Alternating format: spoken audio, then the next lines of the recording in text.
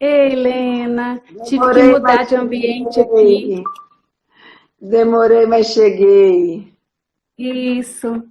A internet não tá muito legal hoje, a gente vai tentar, tá bom? Eu tive que mudar de ambiente para É, ver se a gente consegue fazer a live. agora que eu consegui visualizar você, eu entrava no Instagram e não visualizava você. Vi um monte de gente ao Pois é, vivo. acontece. Pois é, e tem muita gente mesmo, então eu não sei, talvez vai ficar travando, né? A gente tenta, tá bom? Tá bom, Mas vamos assim, tentar. antes da gente começar mesmo, né, as perguntas, eu queria que você se apresentasse aí para o pessoal, falasse um pouquinho de você. Eu quero primeiro agradecer, né, o espaço que você está abrindo aqui para eu falar com os seus seguidores, né, seguidoras.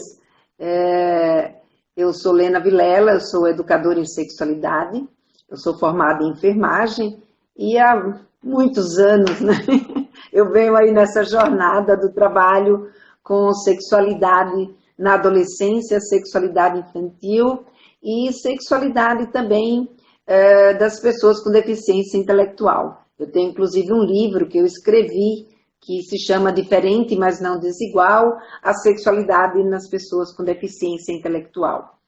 E fui diretora do Instituto Kaplan durante quase 25 anos, onde vem toda a minha bagagem, minha experiência em falar com adolescentes, em capacitar educadores, em trabalhar toda essa temática da educação em sexualidade.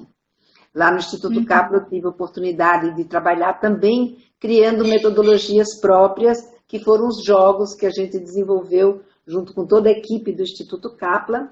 E hoje, depois que eu me desvinculei do Instituto, voltei aqui para minha terra querida, Maceió. Então, eu resolvi fazer um trabalho diretamente com as mães, diretamente, quer dizer, com os pais também, os pais não estão excluídos, né? Até eu já recebi Uhum. comentários de mães, até isso, é só a mulher, não, não, é que como as mães são quem mais me procuram, né? Então eu acabo falando mais diretamente com as mães, mas os pais também são inclusos. E eu criei então esse canal, né, nas redes sociais, para poder me comunicar diretamente com as mães. E nesse canal, então, eu falo sobre como a gente lidar com a sexualidade na infância e adolescência e, principalmente, como aprender a conversar com os nossos filhos sobre sexualidade, que é uma das principais perguntas que eu recebo lá no meu Instagram, no Face, né, no YouTube, enfim, nas lives, quando eu estou em contato com as mães. Essa é uma das perguntas chaves, né, que elas fazem. Eu sou alagoana, né, minha naturalidade é alagoana, e agora estou de volta aqui a Maceió, embora tenha morado quase 40 anos em São Paulo, né, onde eu criei meus filhos, onde eu vivi, onde eu fiz toda a minha carreira profissional foi em São Paulo.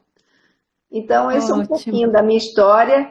Como toda mãe, eu comecei a me interessar pela sexualidade exatamente quando os meus filhos começaram a ter curiosidades sexuais e eu não saber, ué, e agora, né? Onde é que eu vou buscar esse tipo de informação? Como é que eu vou falar com eles?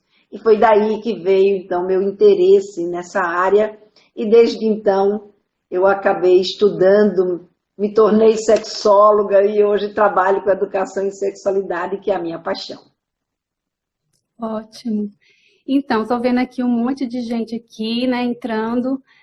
Talvez tenha alguém aí que não me conheça, né? Eu sou Reginele, eu sou professora, sou estudante de neuropsicopedagogia, também sou contadora de histórias e sou educadora socioemocional.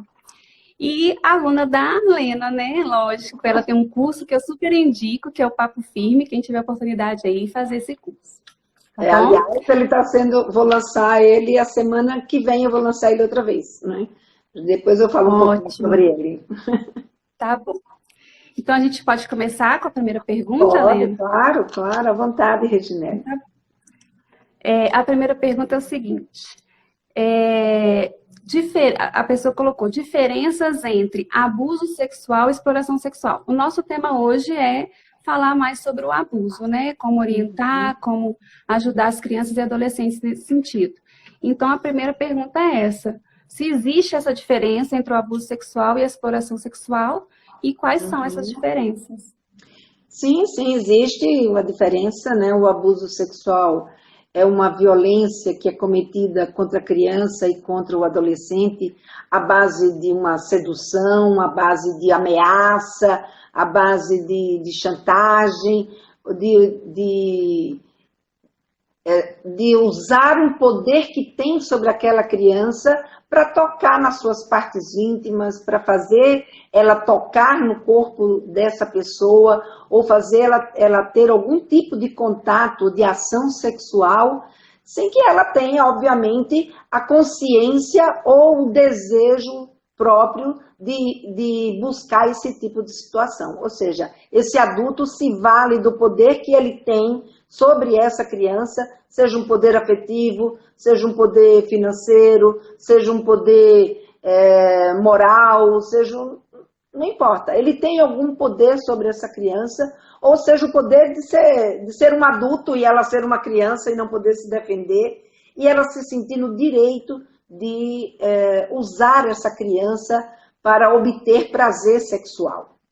Já a exploração sexual, ela difere porque a exploração sexual ela envolve uma questão mercantil, ou seja, ela envolve uma troca de favores, né? Ou seja, a pessoa ela se submete àquele tipo de situação em troca de um prato de comida, em troca de uma carona, em troca de dinheiro, em troca de dormida, enfim, existe uma troca mercantil. Então essa é a grande diferença entre o abuso e a exploração. Não deixa de existir junto à exploração um abuso sexual, né? Porque esse que tem o dinheiro, ou esse que tem a condição de favorecer algo para essa garota ou esse garoto, está se valendo desse seu poder, né, de posse para poder usar e abusar dessa criança ou desse adolescente.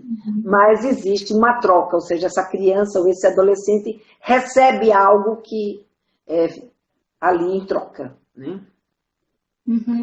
Lena, com relação ao abuso, ele pode ter o contato físico ou não, né? Não é isso? O abuso, ele pode ser um abuso moral, né? Ele pode também ser um abuso de constranger a criança, né? E fazer constranger a criança e fazer com que essa criança se sinta intimidada, se sinta... mas, em geral, o abuso sexual, ele acaba envolvendo... por exemplo, ele pode abusar como uma espécie do voyeurismo. Que ele pode... No caso, tirar fotos da criança também. Isso. Tirar foto, fica olhando a criança nua. Por exemplo, eu tive uma vez um caso de um adolescente que nessa época eu estava no Instituto Kaplan e a gente tinha um serviço chamado SOSEX. E nesse serviço, as pessoas ligavam para tirar dúvidas sobre sexualidade. Naquela época não tinha internet ainda, assim, com essa facilidade, Instagram, os canais das redes sociais ainda não existiam, né? Então, o telefone é que era a nossa grande rede social, era o telefone. E eu lembro desse garoto que ele ligou pedindo como orientá-lo para lidar com a mãe dele, que é uma coisa mais difícil. Em geral, a gente vê homens praticando esse tipo de abuso, mas no caso dele era a mãe, que todas as noites, quando ele dormia, ele sentia a mãe chegar lá, ele fingia que estava dormindo e ela abaixava a calça dele para olhar os genitais dele.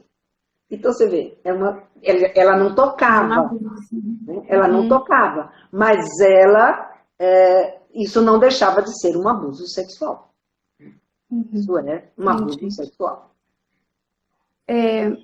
Olha, tem várias perguntas, eu vou tentar seguir uma ordem aqui, e se der tempo a gente responde, se tiver alguma pergunta aí dos participantes, tá bom? Ok. é o seguinte, a criança também sente prazer, a gente não pode negar, a gente nasce, né? Somos É, sexuados, não é isso?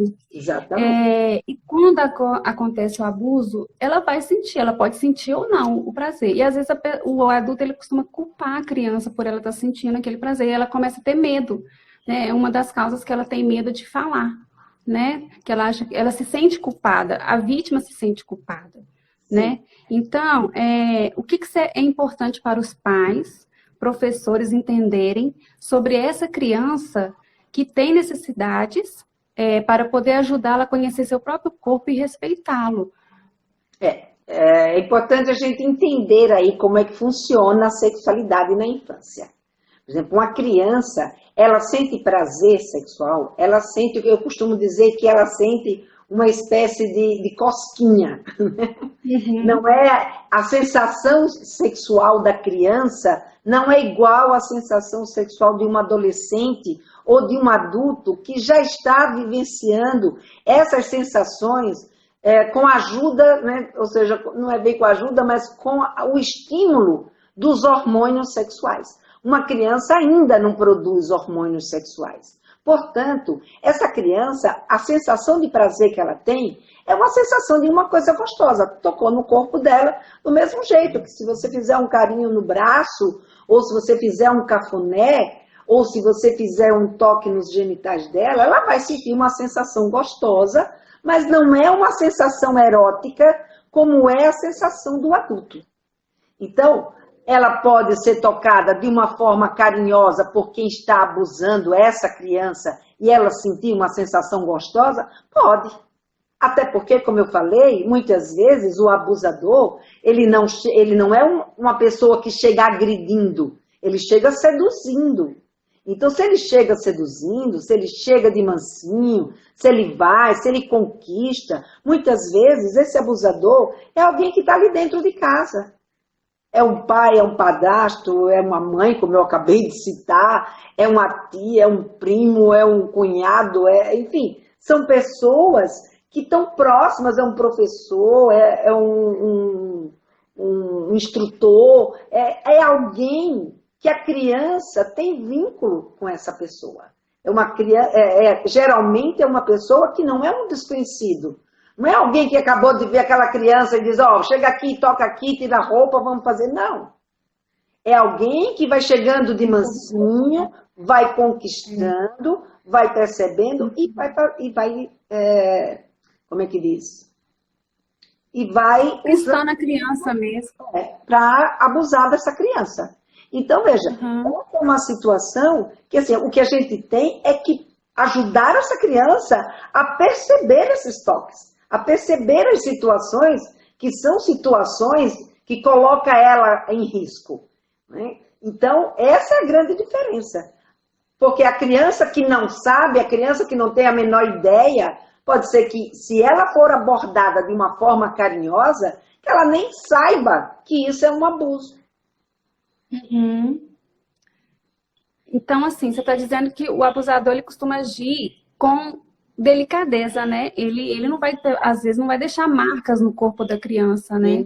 Nem assim, claro, você tem abusadores e abusadores, né? Porque cada Uhum. pessoa é uma pessoa e os abusadores também. Então você vai encontrar pessoas que podem ser agressivas, encontrar pessoas que sejam mais intrusivas, que querem as coisas de uma forma mais rápida.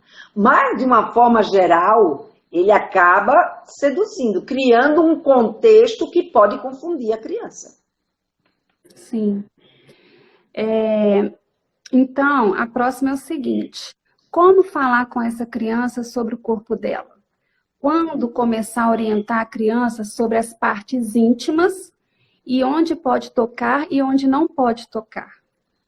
Então, a gente pode começar a falar sobre o corpo da criança desde a criança pequenininha, né? Desde quando a gente põe a criança, na hora que você vai trocar a fralda, você já, na verdade, você ali, você já está entrando em interação com o corpo da sua criança. E nesse momento, você já está falando para ela algumas coisas, dizendo que ela é menino, ou dizendo que ela é menina, ou dizendo que ela tem uma cocota, ou que ela tem um pintinho, ou que isso, ou que aquilo. Então, de alguma forma, sem que as mães muitas vezes saibam, ela faz educação sexual desde eles bebezinho, né? Bebezinho. Uhum. Como eu coloco, né, lá no curso, muitas vezes a gente faz essa educação sexual, começa antes mesmo do bebê nascer, na hora que você escolhe o nome da criança. Aí, quando você escolhe esse nome, ele já vem embutido ali de expectativas. Agora, o corpo propriamente dito, para você ensinar para a criança por volta dos 2, 3 anos de idade, ela já começa a saber se ela é menino ou se ela é menina, né? Ela já sabe que ela tem um corpo que é diferente do corpo do outro, então se ela é menino, que ela tem um pênis, se ela é menina, que ela tem uma vulva. Então eles já vão distinguindo que há diferenças entre um e outro. Então, nesse momento, a criança, ela precisa saber que esse corpo dela é desse jeito, que é uma parte que a gente considera como uma parte, a sociedade define, né, como sendo uma parte íntima. Então é bom a gente já ir começando a conversar, tanto que todas as vezes vai estar falando, bom, agora vamos botar aqui, vamos cobrir, vamos proteger. Por quê? Então vamos falar para a criança, por que que eu vou fazendo isso? Então à medida que você vai tocando no corpo dela, já pode ir conversando com a criança sobre isso que você está fazendo com o corpo dela. Dando nomes, né? Dando os nomes, nomeando, dizendo. E, ao mesmo tempo, a gente já vai orientando. A criança fez uma pergunta, responde a pergunta da criança. Então, quando você responde alguma pergunta sobre o corpo dela, por que ela é menina e ela tem esse tipo de genital, por que ele é menino e tem esse outro, né? Porque ela tem cocota ou ele tem pintinho, enfim, depende da linguagem que cada um fala em casa, né? Cada um diz uma coisa. Já teve aí quem diz, não, tem que falar o nome vulva, tem que falar o nome pênis, mas isso é muito relativo. Ninguém vai traumatizar filho nenhum se não falar pênis e não falar vulva.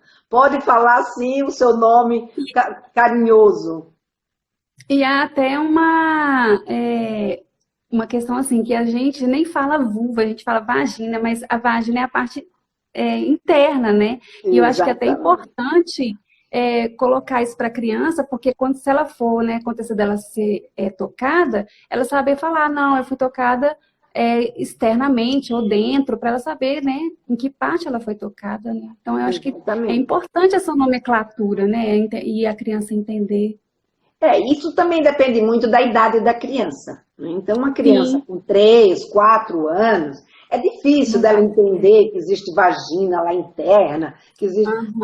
Fala que mexeu nos órgãos dela, entendeu? Mexeu ali na sua cocotinha, mexeu ali onde a mamãe lava, onde o papai lava, ou seja, e o que aconteceu? Então, se alguém pediu para guardar segredo, tocou em você e pediu para guardar segredo, tocou em você de um jeito que em você e não era para lhe lavar, não era para fazer sua higiene, tem alguma coisa de errado. Então é importante que a gente vá alertando a nossa criança. Primeiro, contar para ela, olha, existe esse tipo de fato, existe essa situação. E isso a gente pode contar para a criança desde quando ela tem 3 anos de idade, porque se ela já entende com 3 anos de idade determinados conceitos, determinadas posturas, como, por exemplo, que ela tem que comer com a colher e não se sujar. Então, se ela já aprendeu isso, ela também é capaz de aprender que existem determinados tipos de toques e que se alguma pessoa vier tocar nela de algum jeito que ela não queira ou que ela suspeita que seja um jeito desse que a mamãe falou ou que o papai falou, ela então falar para a mamãe ou para o papai. E é importante que a gente seja claro, dizer para a criança, olha filho, se alguém mexer com você, mexer é uma coisa muito abstrata, precisa ser específico. Se alguém pegar, tocar a mão e colocar a mão aí na sua cocota ou no seu pênis, ou pedir para você tocar no pênis dele ou na vulva dela, não faça isso, entendeu? Não é para fazer. Me conta quem foi que fez isso, o que foi que aconteceu. E às vezes não é só a questão do próprios genitais, às vezes são toques no corpo mesmo, né? Eu gosto de contar sempre a história de um amigo do meu pai que visitava a nossa casa e que vinha sempre com um beijo lambuzado, né? E a minha mãe, a gente corria dele, não queria cumprimentar esse homem de jeito nenhum, que ele vinha com um beijo muito lambuzado. E a minha mãe, coitada, na inocência dela, porque naquela época nem se atinava que um crime desse pudesse acontecer, né? Ela dizia, não, minha filha, vai lá e cumprimente, né? Ou seja, até que ponto também a gente fica tão presas às regras sociais de que os nossos filhos têm que beijar as pessoas, que os nossos filhos têm que abraçar, que os nossos filhos têm que ir no colo de alguém, entendeu? Então são questões que a gente precisa estar atenta. Não é para ser assim. Se a criança diz não quero, não quer, não precisa beijar. Entendeu? Ah, não quero beijar, tá bom, não beija. Vamos dar um tchau aqui de longe para fulano. Por isso que é importante, né? Ela conhecer o corpo, saber o que é permitido, até onde pode ir no corpo dela, né? Questão de limite mesmo, né? Exatamente. E essa orientação deve acontecer desde pequenininho mesmo, né? Sim. É processo, né? Ela não vai aprender assim de um dia para o outro. Exato. E essas conversas, elas nunca são uma única conversa e pronto, né? A gente precisa entender que a conversa sobre sexualidade está no dia a dia, porque a sexualidade não é só o sexo, né? Tem tantas outras questões, você que é minha aluna sabe muito bem disso, né? São tantas outras questões que a gente aborda dentro da sexualidade que faz com que a gente tenha essas conversas dentro de uma série de outros contextos, né, da nossa vida, com o nosso filho. Isso aí. Então, vamos lá. Eu acho que a próxima que eu acho que você já respondeu. Quais os fatores que podem levar a criança e o adolescente, a gente está falando que o tempo todo de criança, mas também envolve adolescente, né? Sim. Ficar mais vulneráveis à violência sexual?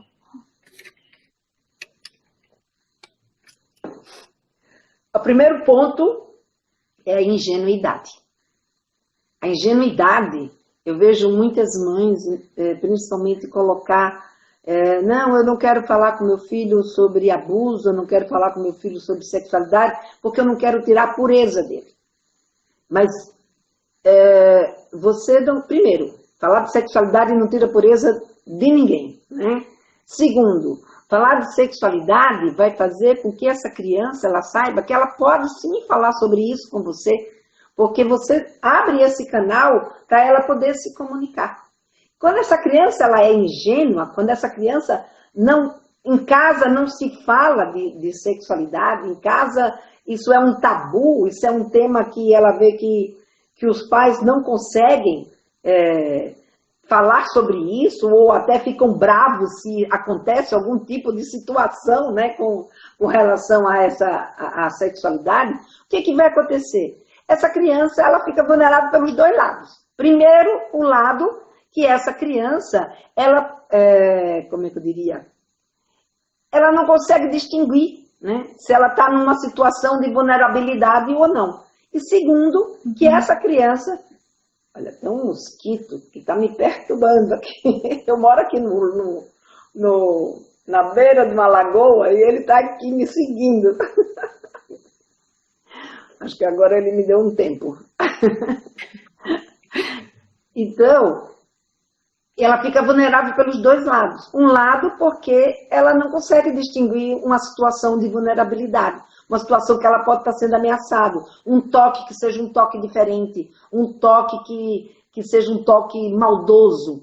E o segundo momento de vulnerabilidade é porque esse abusador sexual é alguém que convive e sabe, e mesmo que não convivesse, ele tem com ele que o tabu de se falar sobre sexualidade é uma coisa muito presente nas famílias brasileiras.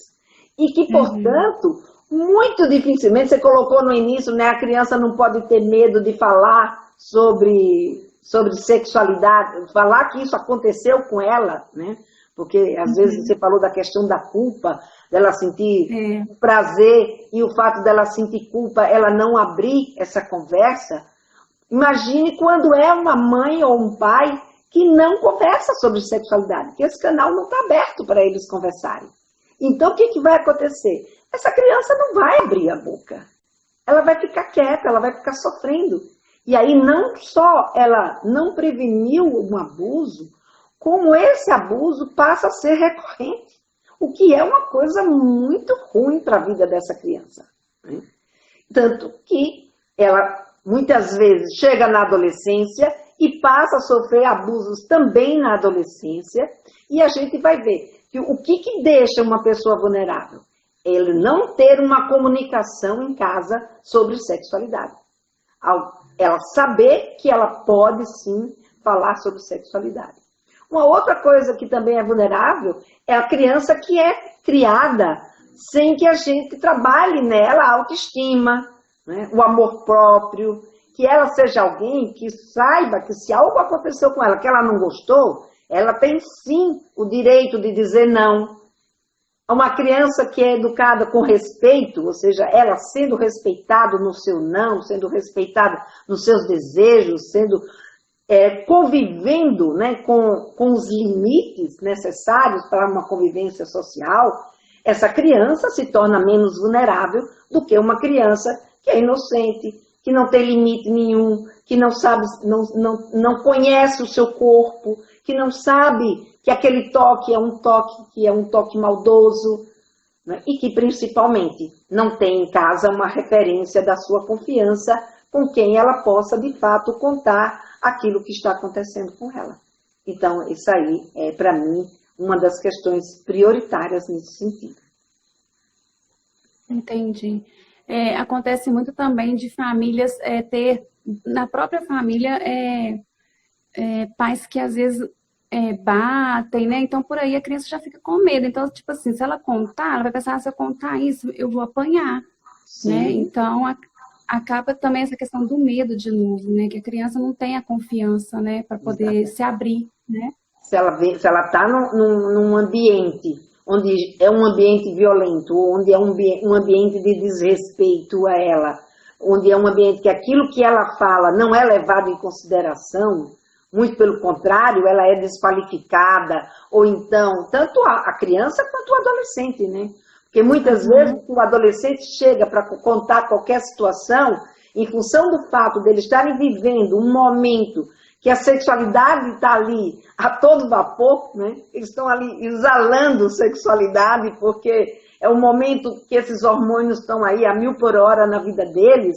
Muitas vezes eles são mal interpretados pelos pais, né? Porque é muito difícil para os pais que não têm conhecimento sobre sexualidade, um pai que não sabe como lidar com a sexualidade, ele conseguir entender a sexualidade do seu filho.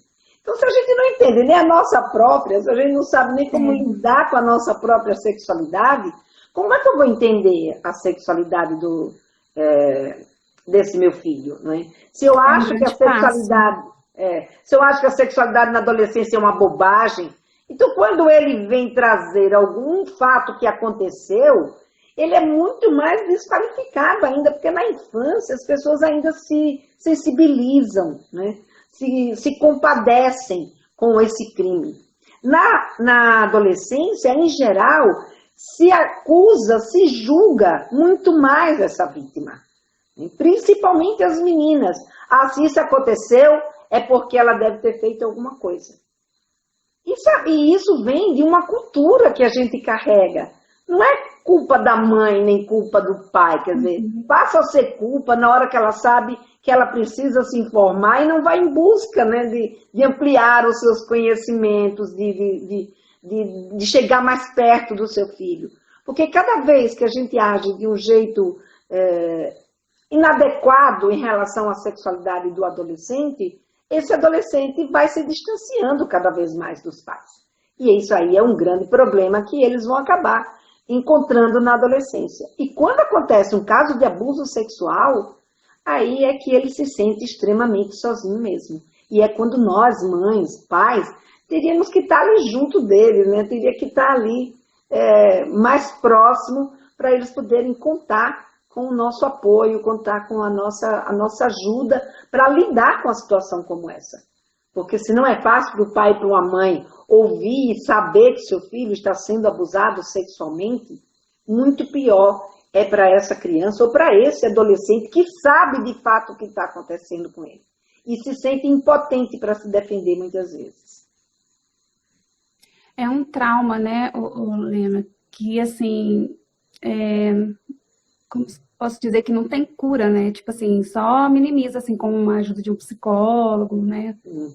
Uma ajuda Psiquiatra. terapeuta ajuda bastante a lidar com a situação, né? Mas a dor de viver um estupro, de viver um abuso, de viver uma violência sexual é uma dor muito forte. Né?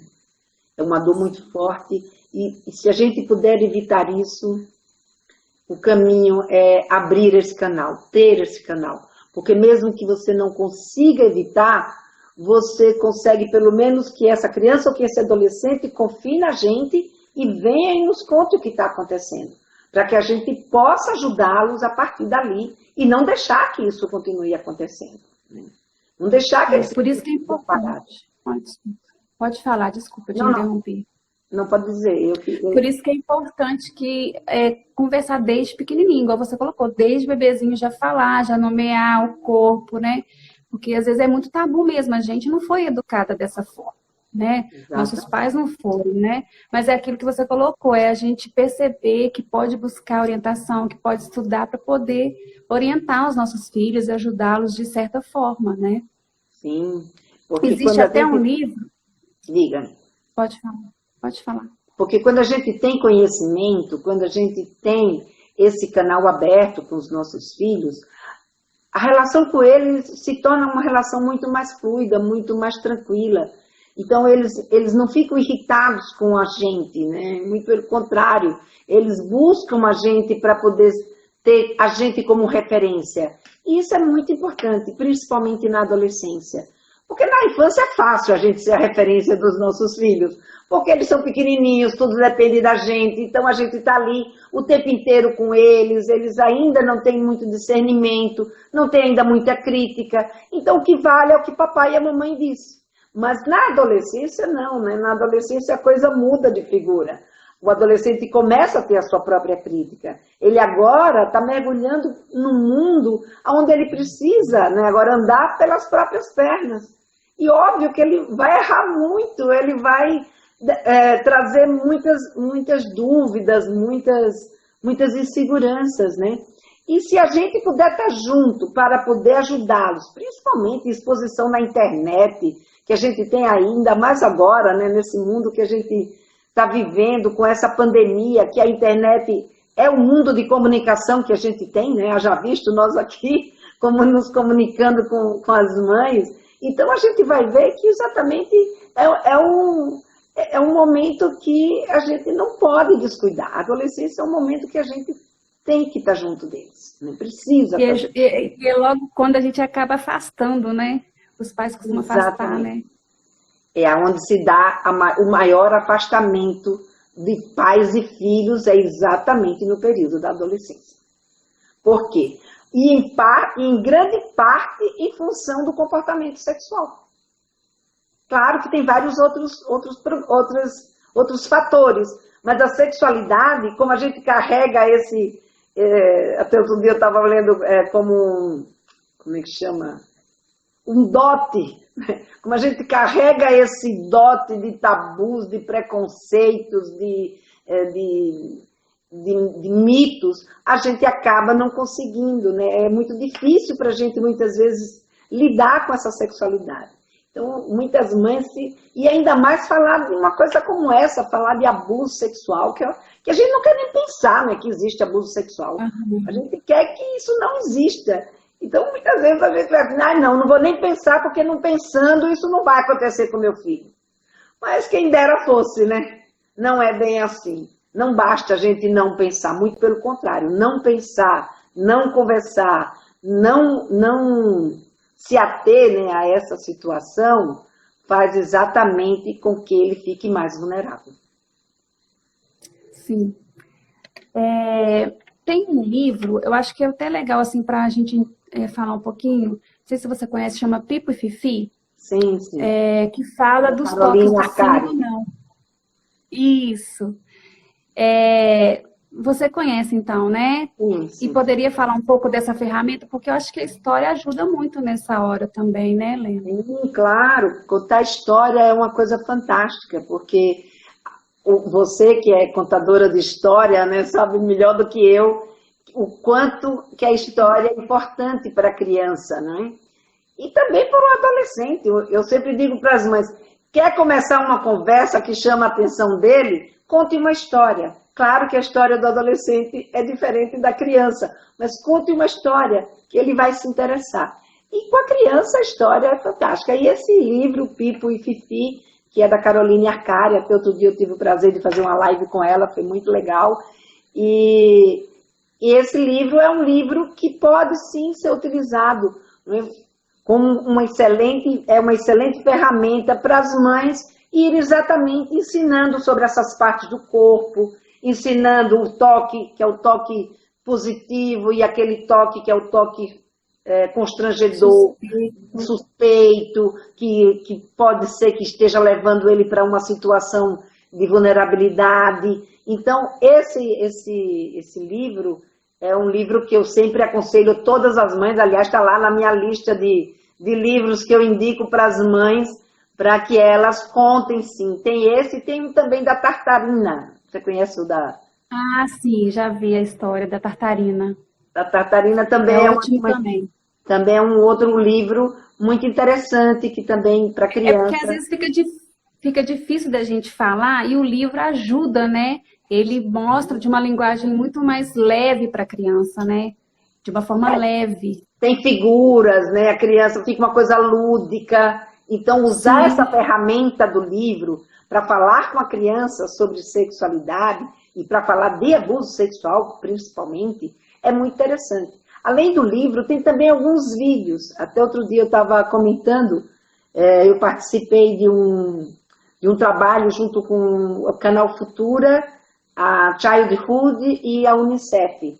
E eles têm 3 séries. Uma série é Que Exploração é Essa?, que se fala só de exploração sexual.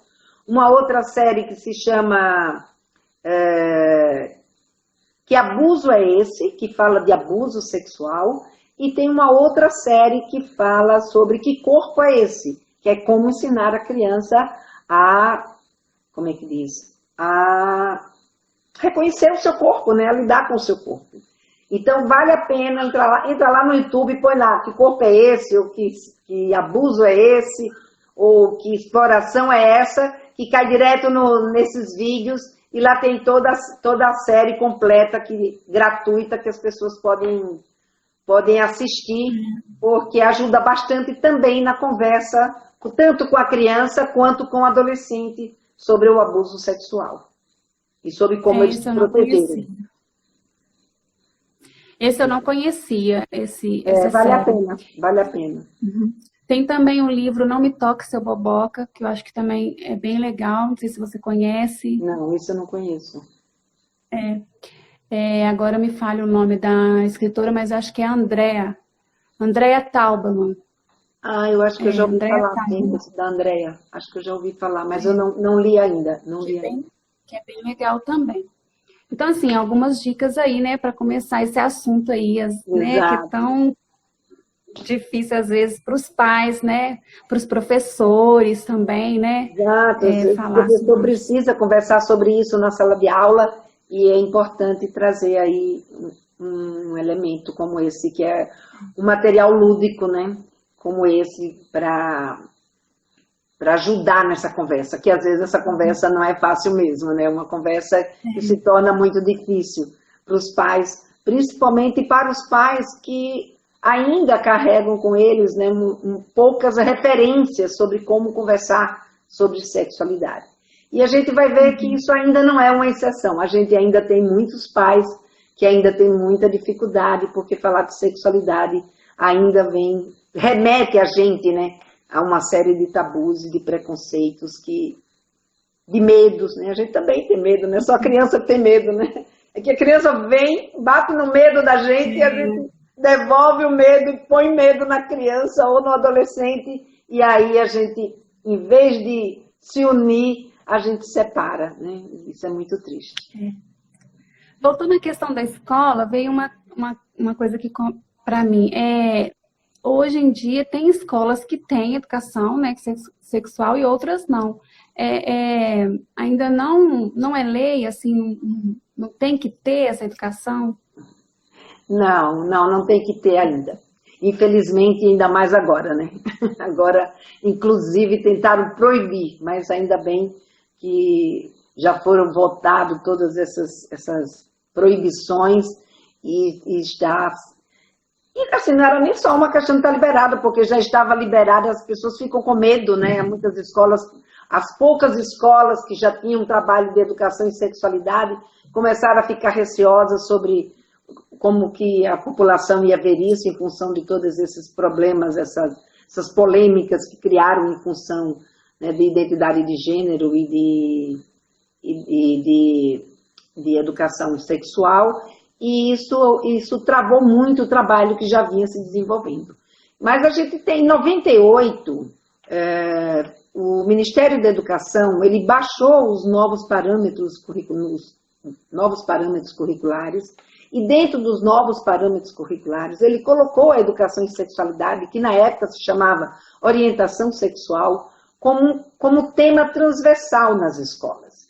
Isso foi um passo importante, só que como tema transversal, ela ficou muito solta, porque como tema transversal significava que tanto o professor de matemática, quanto de português, quanto de história, quanto de geografia, enfim, todos dentro da sua temática, contribuiria para a educação sexual dos seus alunos, né, a partir do seu contexto.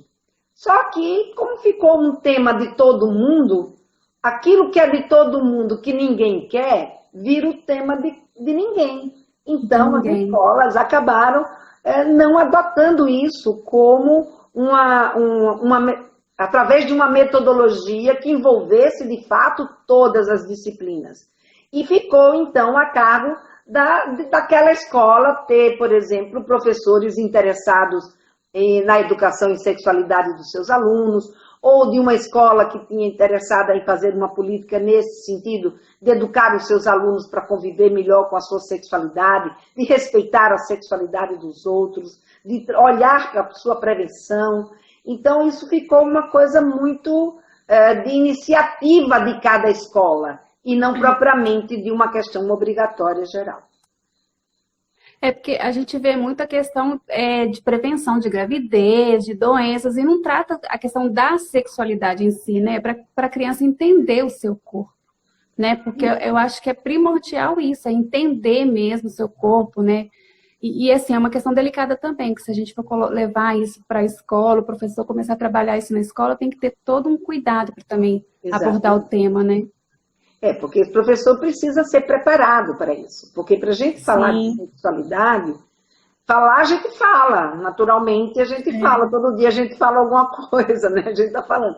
Mas você fazer uma fala educativa, que você tem um objetivo, que você quer chegar em algum lugar, essa fala, ela requer um cuidado maior, ela requer um método, ela requer um entendimento, um conhecimento. E isso a gente só vai ter se capacitar para ter isso, porque a gente não aprendeu, a gente não tem isso como referência. A mesma coisa acontece, por exemplo, com a nossa alimentação. Ou seja, se você quiser de fato, mas a gente se alimenta. Mas se você quiser de fato ter uma alimentação saudável, você vai buscar informação, você vai buscar conhecimento para poder saber o que é bom para isso, o que é bom para aquilo, como é que isso funciona, como é que aquela fruta é boa para o quê, aqueles legumes, aquela carne, enfim. A gente vai se informar, a gente vai ampliar o nosso repertório. A mesma coisa a gente tem que fazer com a sexualidade. A gente vai ampliar o nosso repertório. O nosso repertório é muito restrito.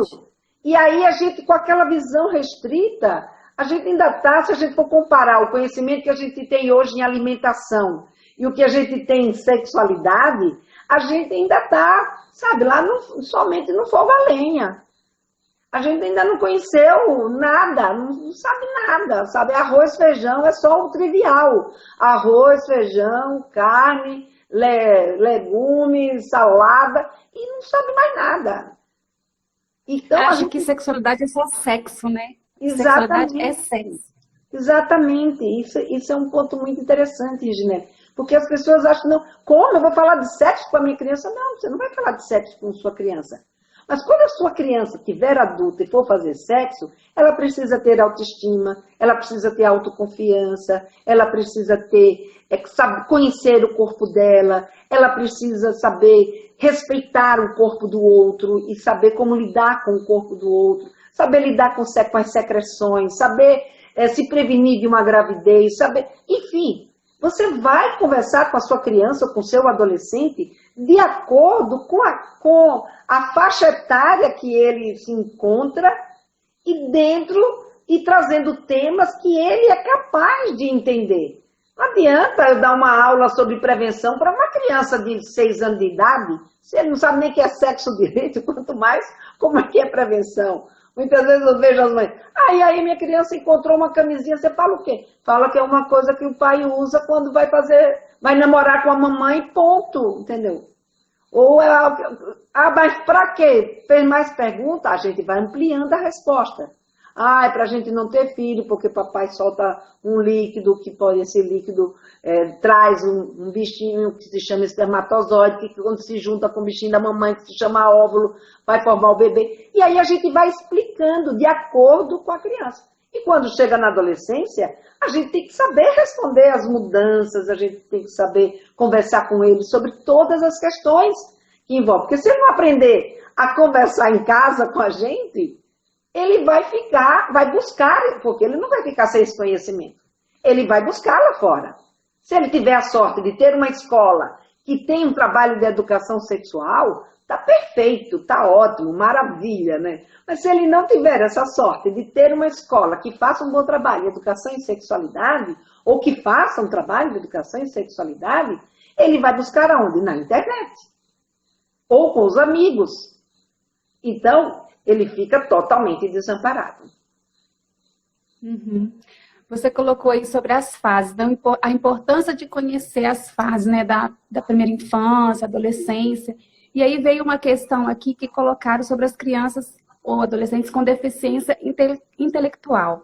Elas também sentem as mesmas sensações como uma criança dita normal, né? Você pode falar um pouquinho sobre isso, por favor?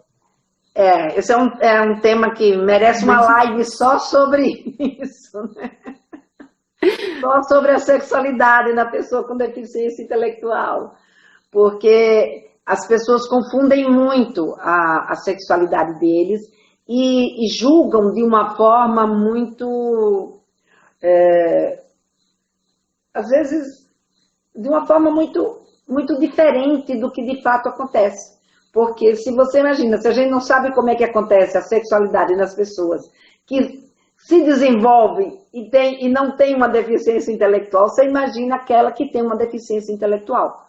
Porque o que é que faz com que a gente lide com a nossa sexualidade dentro desse parâmetro que a sociedade espera da gente?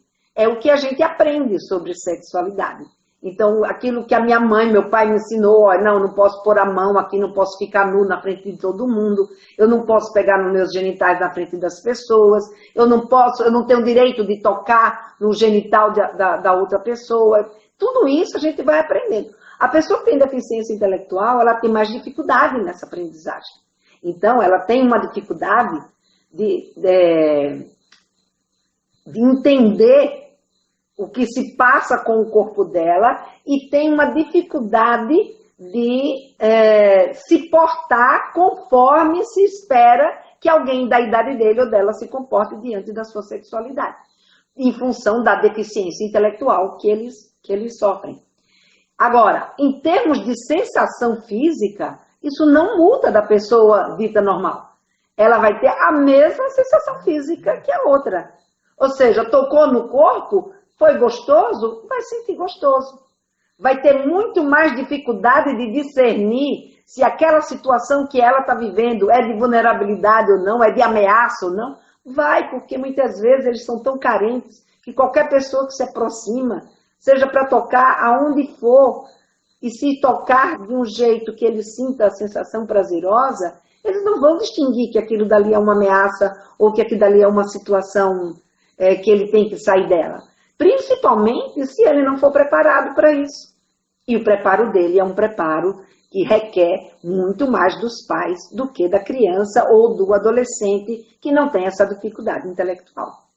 Então, isso é pano para a gente passar horas conversando aqui.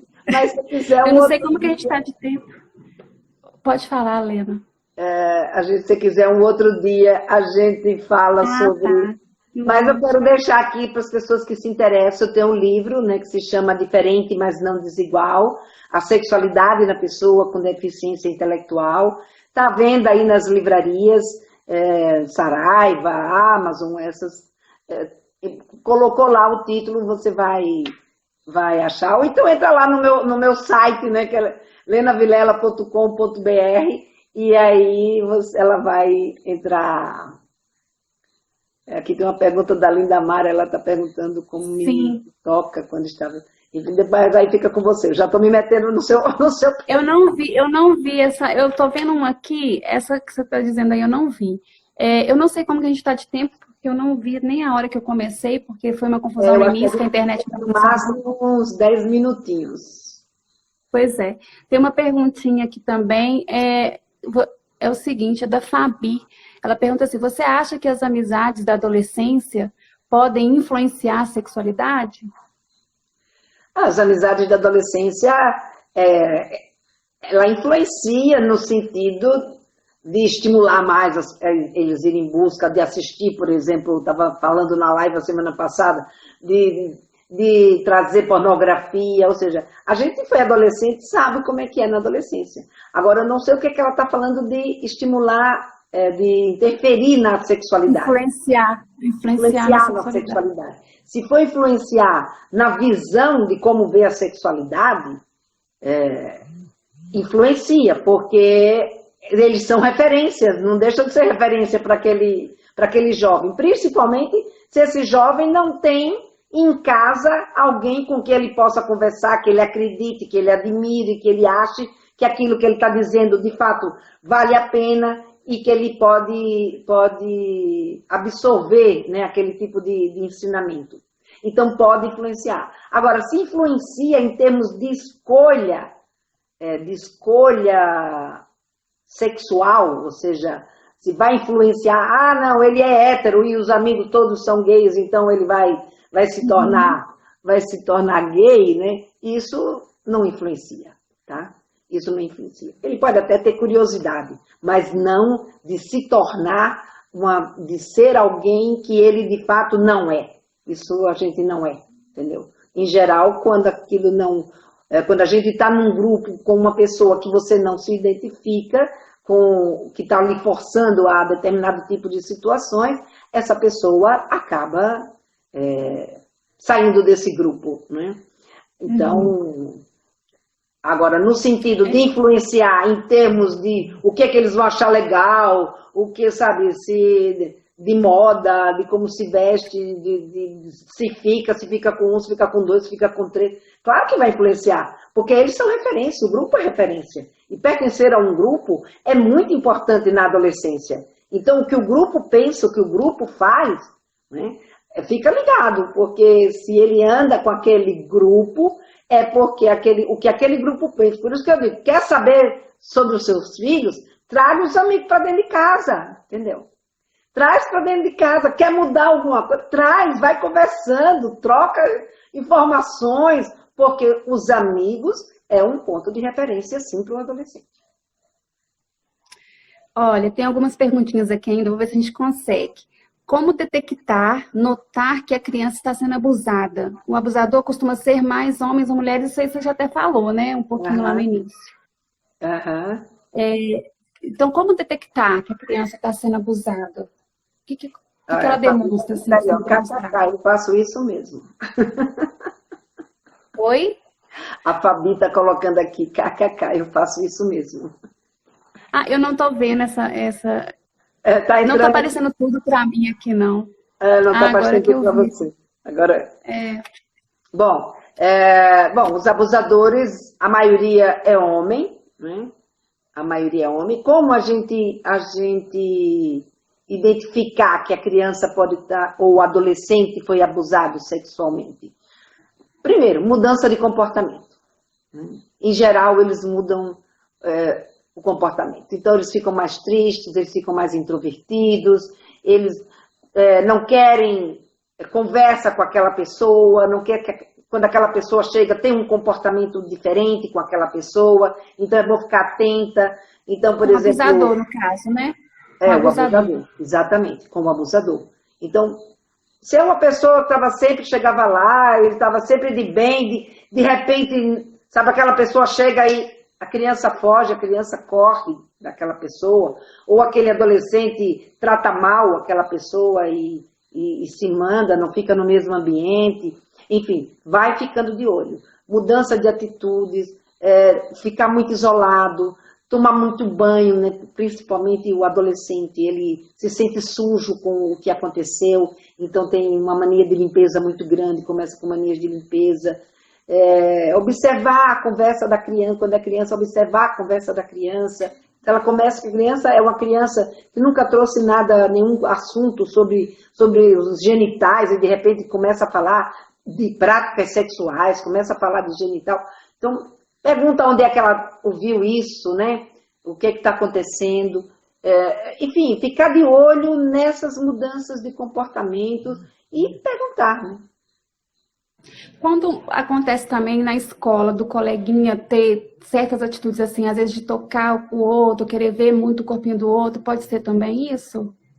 Não, porque isso não causa trauma na criança, nem isso é um toque de curiosidade, de brincadeira, de jogo entre crianças das mesmas idades. Isso não machuca, isso não magoa. Agora, quando eles têm idades diferentes, aí sim, tem que ficar de olho, porque, por exemplo, um de 10 com um de 4, um de 5, ou um de 8 com um de 4, então, ou de 12 com um de 10, não é para deixar brincar. Mas nunca reprimir, né? Sempre orientar, né? Conversar. Você pode, inclusive, dizer que você não quer que ele brinque. Por exemplo, estão lá brincando nus, entendeu? Ou um está pegando no corpo do outro, você pode sim dizer, não, eu não quero essa brincadeira entre vocês dois. Fulaninho é mais velho do que você e tem horas que ele pode vir lhe machucar e eu não quero que isso aconteça. Então, é importante que a gente deixe claro para a criança. Nossa, 26 segundos. Acho que nós vamos ter que encerrar aqui, senão eu não vou conseguir salvar. Será que a gente entra de uma... Só para responder mais duas? Pode ser? Pode. Então tá, só um minutinho. A gente estava falando como detectar, né, esse abuso. Eu acho que você fechou, né, essa questão.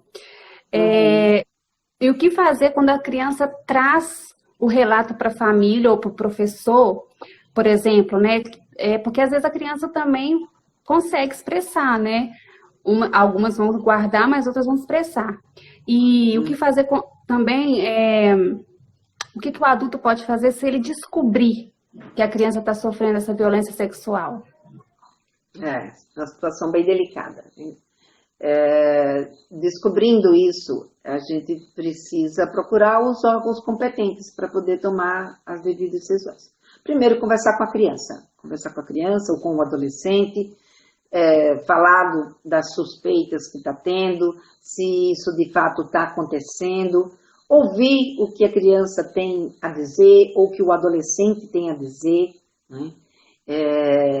E olhar para isso com um olhar que precisa tomar uma atitude. E muitas vezes, por exemplo, a gente muitas vezes, quando é a mãe que descobre, essa mãe ela tem mais autonomia para tomar as devidas decisões, de procurar o conselho tutelar, de Ministério Público, ou seja, para poder fazer as vias de fato para conseguir fazer essa denúncia. Quer dizer, o Disque 100, aliás, aconteceu uma coisa, liga lá para o Disque 100, denuncia, que ele vai te orientar exatamente de acordo com o contexto e a situação que aquela mãe ou aquela professora ou aquele educador, aquela pessoa, aquela vizinha, enfim, viu acontecer, disca para o Disque 100 e pede ajuda, porque lá eles são pessoas que estão preparadas exatamente para fazer esse tipo de orientação. Agora, Uma coisa que eu sempre, na escola, eu costumo orientar para os professores, é que muitas vezes eles vão conversar com a mãe para saber da mãe o que está acontecendo e colocar para a mãe o que está acontecendo. Porque é importante que isso seja levado para a família, né? Se não foi a família que detectou, é importante que isso seja levado para a família. E é importante tomar muito cuidado nessa conversa, principalmente com as pessoas que têm nesse abusador o seu, por exemplo, a pessoa que tem o poder do dinheiro da casa, né? Quem sustenta, o seu provedor. Então, o que acaba acontecendo? Muitas vezes essa mãe ela se amedronta diante desses fatos e ela acaba tentando minimizar a situação, e daí o professor fica angustiado com aquela cena, porque em vez de conseguir traçar uma aliança com essa mãe para conseguir levar as vias de fato para a denúncia, acaba rompendo com essa mãe, porque essa mãe diz que é mentira, que se aconteceu a culpa foi da menina, e que não é nada disso que está acontecendo. E aí muitas vezes o que vai fazer? Essa mãe some, tira muitas vezes a criança daquela escola, e a gente, em vez de ajudar aquela criança ou aquela adolescente, a gente acaba criando um problema para essa adolescente. E ela vai acabar na rua e muitas vezes indo viver a questão da exploração sexual. Só de ter a suspeita, assim, a gente já pode, então, ligar para o Disque 100, né? Liga para o Disque 100, suspeitou, tem que... pede orientação, suspeita, quem conta... liga é protegido, né? E procura se informar. Se tiver um advogado perto da família, conversa, pode também buscar esse advogado dentro da família para saber também como lidar, né? Buscar no conselho tutelar, pegar o conselho tutelar que existe ali na região, ir lá conversar com alguém, pedir orientação de como lidar e proceder com essa situação, porque às vezes é muito difícil mesmo de você lidar com essa situação. E quando é uma mãe, né, que está ali, que está vendo no dia a dia, proteger essa criança e fazer a denúncia desse agressor. Não pode deixar passar. Isso é um crime. Mas, né? Existe casos em que vamos dizer, o próprio adolescente às vezes não quer também se expor, né? E aí, como que o pai deve agir? Deve respeitar, os pais devem respeitar o professor? Como faz? Você não pode fazer, você precisa conversar com ele para ele entender como é que diz? O perigo dessa situação e a gravidade do que aconteceu com ele e da importância dessa denúncia. Então, primeiro tem que ser trabalhado isso com ele, levar para fazer exame de corpo de delito, né? Então, tem uma série de processos legais que uma vez você identificando, por isso que eu falo, né? Liga para o Disque 100, porque dependendo da situação e do contexto, ele vai poder te orientar nesse passo a passo, né? Mas é importante que tenha paciência, que não julgue essa vítima, que ajude essa vítima, sim. Se é uma pessoa que tem condições financeiras, leva no ginecologista, leva no médico, ou, de qualquer forma, para poder se concretizar uma denúncia, tem que passar na medicina legal, entendeu? Então, de alguma forma, e para passar nessa medicina legal, tem os trâmites legais para poder chegar lá. Portanto, é importante que busque orientação de um advogado de família para saber como proceder de um jeito que não se crie transtornos maiores do que já se cria, né, inevitavelmente, mas o que a gente não pode é não denunciar. Denuncia-se, denuncia, tendo certeza de que de fato está acontecendo um abuso, né, buscar se certificar. Agora, e acreditar na vítima, né? Porque às vezes a vítima vem, traz, e às vezes o pai, a mãe não acredita, né? Aquilo que você sempre colocou, e às vezes a gente não acredita, né? Até a criança mesmo, às vezes a criança fala, acha que não é verdade, né? Pois é, esse é um dos grandes problemas com a criança, porque a gente sempre acredita que seja uma questão de fantasia da criança, né? Que a criança, ela está fantasiando, que não é verdade. Então, antes de você dizer que não é verdade, escuta, pergunta do porquê e vai procurar saber, vai investigar, né? Porque não pode fazer vista grossa, porque fazendo vista grossa Sim. você só vai deixar a criança desamparada, ou aquele adolescente desamparado. Em caso de assédio também, Lena, é o mesmo procedimento?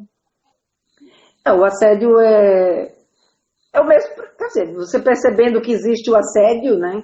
O importante é orientar esse adolescente para que ele conte para alguém da família dele que isso está existindo, alguém da família que ele confia, para que ele possa ser respaldado por alguém também dentro da família, para ele não ser, como é que diz, desqualificado, né, dentro da família.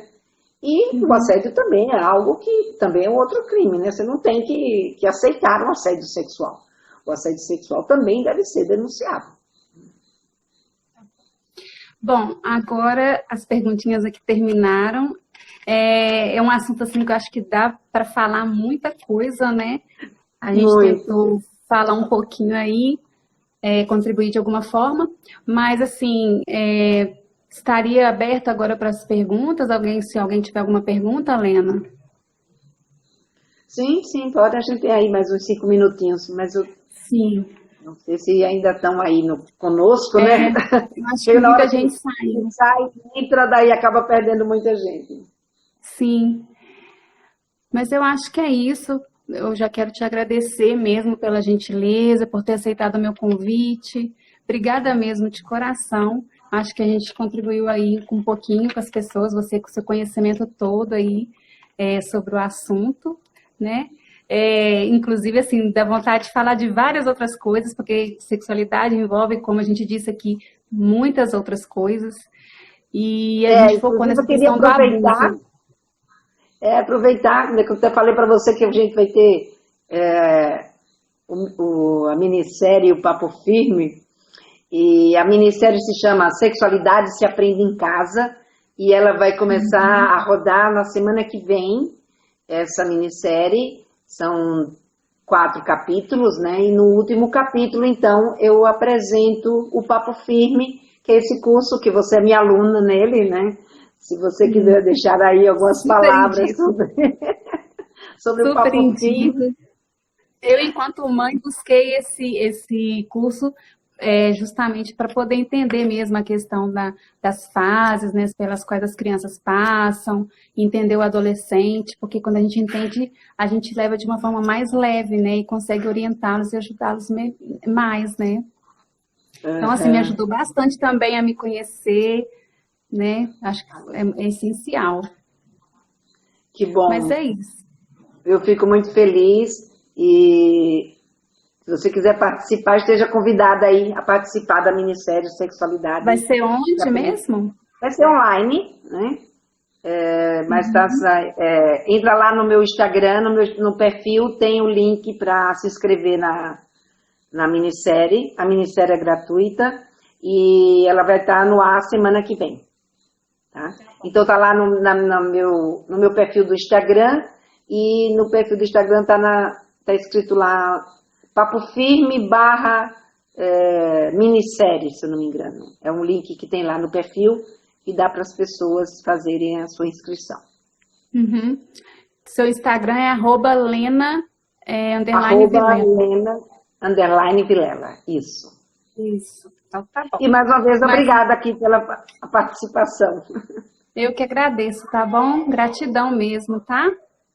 Fica com Obrigada, Deus. Reginele. Um grande beijo para você e para todos os seus seguidores. Tchau, tchau.